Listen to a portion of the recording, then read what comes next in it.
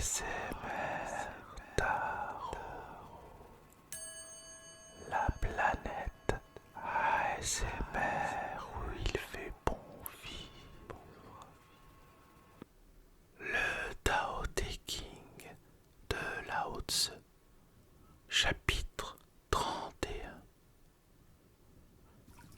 Les armes sont les instruments de la violence. Tous les hommes honnêtes les détestent. Les armes sont les instruments de la peur. Un homme honnête les évitera, sauf en cas d'extrême nécessité, et, s'il y est forcé, ne les utilisera qu'avec la plus grande retenue. La paix est sa plus haute valeur. Si la paix est brisée, comment peut-il être satisfait? Ses ennemis ne sont pas des démons, mais des êtres humains comme lui. Il ne leur souhaite pas de mal personnellement, ni ne se réjouit dans la victoire. Comment pourrait-il se réjouir dans la victoire et trouver plaisir dans le massacre des hommes?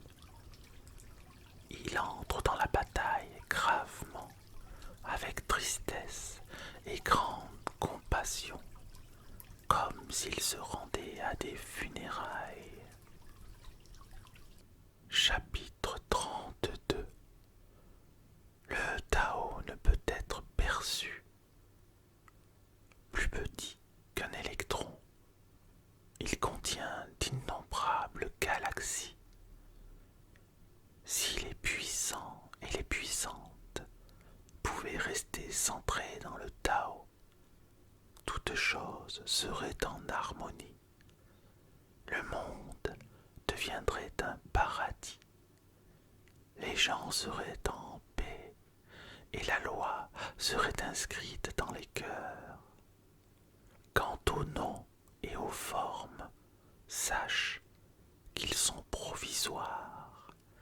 Quant aux institutions, sache reconnaître où leur rôle doit finir. Sachant quand t'arrêter, tu peux éviter n'importe quel danger. Toutes choses finissent dans le Tao, comme les rivières se jettent dans la mer. Chapitre 33. Connaître les autres est intelligence. Se connaître soi-même est la vraie sagesse. Maîtriser les autres est force. Se maîtriser soi-même est le vrai pouvoir. Si tu comprends que tu as suffisamment, tu es vraiment riche. Si tu restes au centre et acceptes la mort de tout ton cœur, tu vivras toujours. Chapitre 34. Le grand Tao coule partout. Toutes choses naissent de lui, mais il ne les crée pas. Il s'investit totalement dans son œuvre, mais ne la revendique pas. Il nourrit des mondes infinis, mais ne s'y attache pas. Puisqu'il est fondu en toutes choses et caché en leur cœur, on peut le dire humble. Puisque toutes choses se dissolvent en lui et que lui seul perdure, on peut le dire grand. Il n'est pas conscient de sa grandeur, ainsi est-il vraiment grand. Chapitre 35. Celui qui est centré dans le Tao peut aller où il le désire sans danger. Il perçoit l'harmonie universelle, même au milieu d'une grande douleur.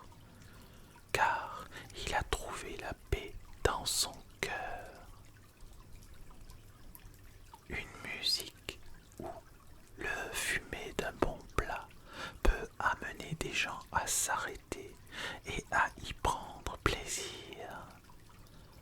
Mais les mots qui mènent au Tao semblent monotones et sans saveur. Quand tu le cherches, il n'y a rien à voir.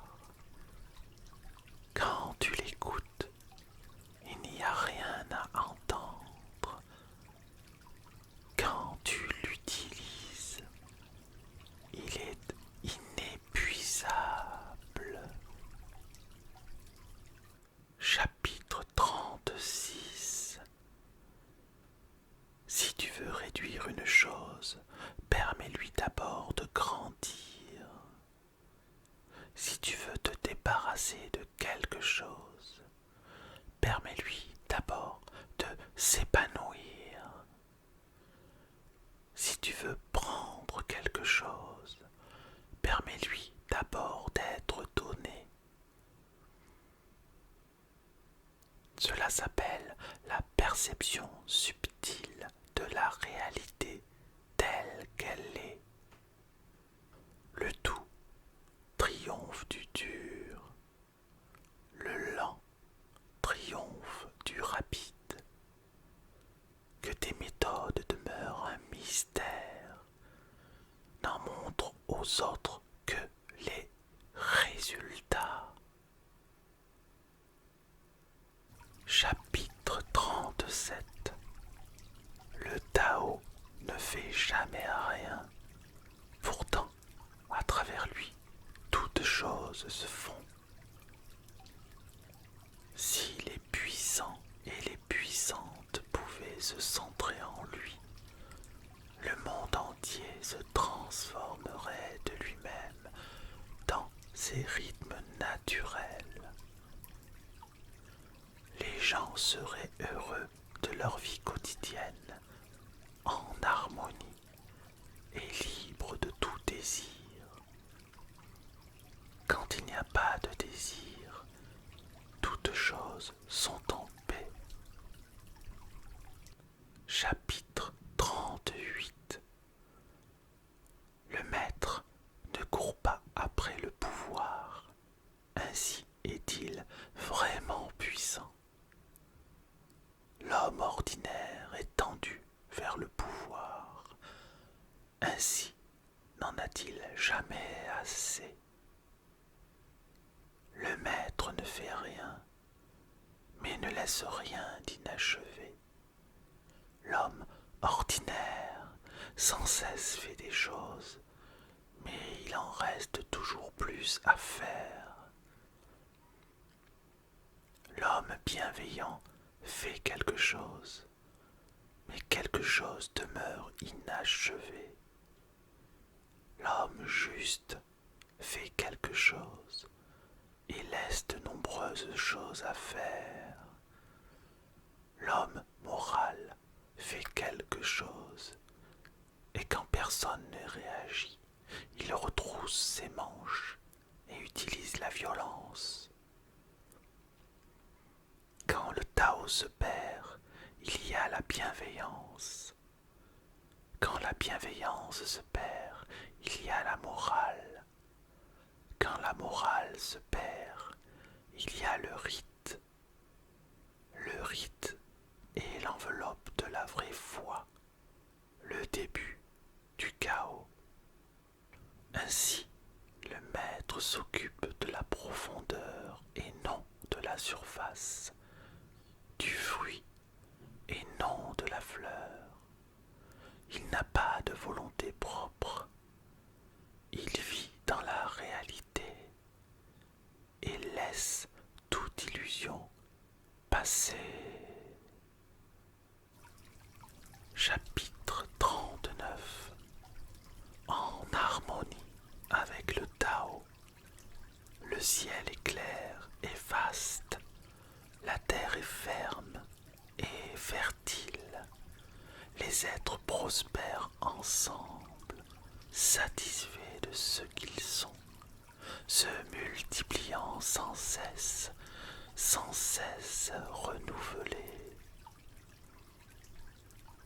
Quand l'homme interfère avec le Tao, Le ciel devient sale, la terre s'épuise, les espèces s'éteignent, l'équilibre se désagrège. Le maître voit chaque partie avec compassion parce qu'il comprend le tout. Il pratique constamment l'humilité. Il ne brille pas comme un joyau, mais se laisse modeler par le Tao, aussi rugueux et commun qu'une pierre. Le retour et le mouvement du Tao. Céder est la voie du Tao. Toutes choses naissent